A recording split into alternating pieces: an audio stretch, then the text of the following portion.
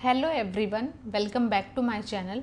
सो इस वीडियो में एक बहुत ही इम्पॉर्टेंट टर्म जो कि शेयर मार्केट में यूज़ होती है उसके बारे में डिस्कस करने वाले हैं, उसके बारे में जानने वाले हैं और वो है बुक वैल्यू। तो बुक वैल्यू क्या होता है और स्टॉक मार्केट में इसका क्या इंपॉर्टेंस है, इस वीडियो में हम लोग कंप्लीट देखने वाले हैं, समझने वाले हैं। तो वीडियो में आप लास्ट तक बने रहिएगा और अगर आप चैनल पर नए हैं या फर्स्ट टाइम चैनल को विजिट कर रहे हैं तो चैनल को सब्सक्राइब करना ना भूलें, क्योंकि शेयर मार्केट से रिलेटेड रेगुलर अपडेट्स आपको इस चैनल पर मिलते रहेंगे। तो चलिए वीडियो को स्टार्ट कर लेते हैं। अब सबसे पहले समझते हैं कि बुक वैल्यू का बेसिक कंसेप्ट क्या है। तो जब हम स्टॉक मार्केट में किसी कंपनी के शेयर का वैल्यूएशन देखते हैं तो उसमें एक इम्पॉर्टेंट फैक्टर होता है और वो होता है बुक वैल्यू। सिंपल वर्ड्स में अगर हम समझे तो बुक वैल्यू वो वैल्यू है जो कंपनी के टोटल एसेट्स और लाइबिलिटीज़ को सब्ट्रैक्ट करने के बाद बचती है।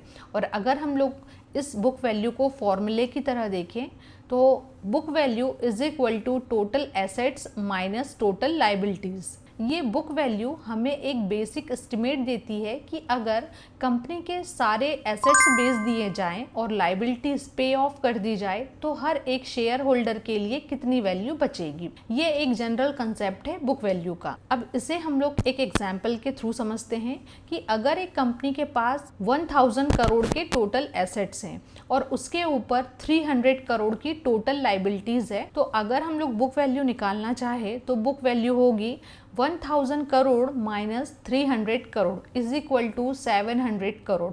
तो जो बुक वैल्यू है टोटल कंपनी की वो है 700 करोड़।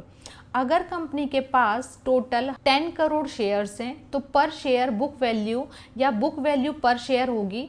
इसे आप BVPS के नाम से भी जानते हैं। सो अगर हम लोग बुक वैल्यू पर शेयर निकालते हैं तो उसका फॉर्मूला होगा book value per share is equal to book value divided by total shares. तो जो हम लोगों ने एग्जाम्पल लिया था उसमें हमारे पास बुक वैल्यू आई थी 700 करोड़ और टोटल हमारे पास शेयर है 10 करोड़।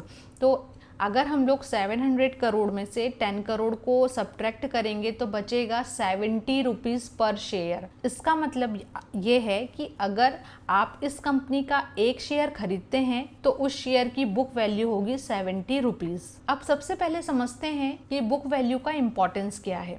तो फर्स्ट है value investing. Book value investors के लिए काफ़ी यूज़फुल होता है। ये एक बेसलाइन प्रोवाइड कराता है कि किसी स्टॉक की फंडामेंटल वैल्यू क्या है। अगर मार्केट में स्टॉक का प्राइस बुक वैल्यू से नीचे होता है तो इन्वेस्टर्स कहते हैं कि स्टॉक अंडर वैल्यूएड है और इसमें ग्रोथ पोटेंशियल हो सकता है। नेक्स्ट पॉइंट है सेफ्टी मार्जिन। अगर स्टॉक की current market price book value के करीब या उसके नीचे है तो इसका मतलब ये है कि स्टॉक में डाउनसाइड रिस्क कम हो सकता है, क्योंकि कंपनी के एसेट्स का वैल्यू उस प्राइस को सपोर्ट कर रहा है। और नेक्स्ट पॉइंट है बैंकिंग और फाइनेंशियल कंपनीज। बैंकिंग और फाइनेंशियल सेक्टर के स्टॉक्स में बुक वैल्यू एक बहुत इंपॉर्टेंट मैट्रिक है, क्योंकि इन कंपनीज के एसेट्स और लाइबिलिटीज फिजिकल एसेट्स के बजाय फाइनेंशियल एसेट्स होते हैं जो इजीली लिक्विडेट हो सकते हैं। सो ये इंपॉर्टेंस थे बुक वैल्यू की। अब हम लोग देखते हैं बुक वैल्यू और मार्केट वैल्यू का क्या डिफरेंस है। तो बुक वैल्यू ये कंपनी के एक्चुअल एसेट्स और लाइबिलिटीज़ पर बेस्ड होती है और फाइनेंशियल स्टेटमेंट में रिपोर्ट की जाती है। और अगर हम मार्केट वैल्यू की बात करें तो ये वो वैल्यू होती है जो इन्वेस्टर्स कंपनी के शेयर के लिए पे करने को तैयार है।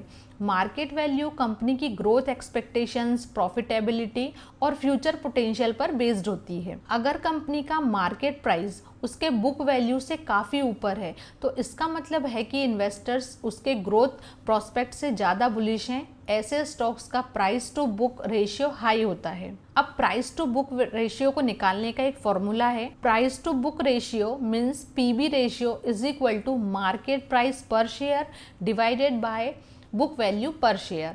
फॉर एग्जाम्पल, अगर किसी कंपनी का मार्केट प्राइस 140 रुपीज़ है और बुक वैल्यू 70 रुपीज़ है तो उसका PB रेशियो होगा 140 divided by 70 is equal to 2। Means उसका जो PB रेशियो है वो 2 होगा। मतलब मार्केट कंपनी के स्टॉक को उसके बुक वैल्यू से 2x ज़्यादा वैल्यू दे रहा है। अब देखते हैं बुक वैल्यू में चेंजेस। बुक वैल्यू फिक्स्ड नहीं होती है, ये चेंज होती रहती है टाइम के साथ। जैसे जैसे कंपनी के एसेट्स और लाइबिलिटीज में चेंजेस आते हैं वैसे ही ये वैल्यू चेंज होती है। अगर कंपनी प्रॉफिट कमाती है और रिटेन्ड अर्निंग ऐड करती है तो बुक वैल्यू बढ़ने का चांस है, लेकिन अगर कंपनी के लॉसेस होते रहते हैं या लाइबिलिटीज बढ़ जाती है तो बुक वैल्यू गिर सकती है। अब देखते हैं कि हमें कब बुक वैल्यू पर फोकस करना चाहिए। तो फर्स्ट है स्टेबल और मैच्योर कंपनीज। जो कंपनीज मैच्योर और स्टेबल है जैसे बैंक्स और एस्टेब्लिश्ड मैन्युफैक्चरिंग कंपनीज, उनमें बुक वैल्यू इंपॉर्टेंट मैट्रिक होती है। सेकंड है अंडर वैल्यूड स्टॉक ढूंढने में।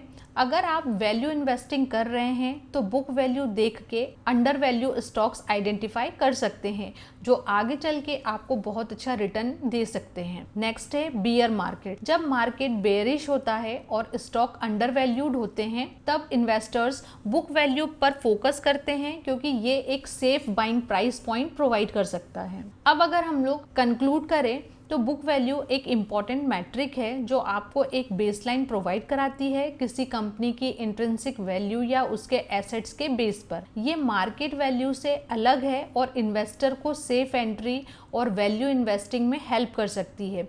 लेकिन हमेशा याद रखें कि बुक वैल्यू के साथ दूसरे मैट्रिक्स जैसे पी रेशियो, ROE और कंपनी की ग्रोथ पोटेंशियल को भी इवैल्यूएट करना बहुत ज़रूरी है अगर आप लॉन्ग टर्म के लिए इन्वेस्टमेंट करने का प्लान कर रहे हैं। आपकी इन्वेस्टमेंट जर्नी में ये एक हेल्पफुल मैट्रिक बन सकता है। सो एवरीवन, ये थी बुक वैल्यू की सारी नॉलेज। अगर आपको फिर भी बुक वैल्यू से रिलेटेड कोई क्वेश्चन है तो आप कमेंट में लिखना बिल्कुल मत भूलिए। तो चलिए वीडियो को यहीं पर क्लोज करते हैं।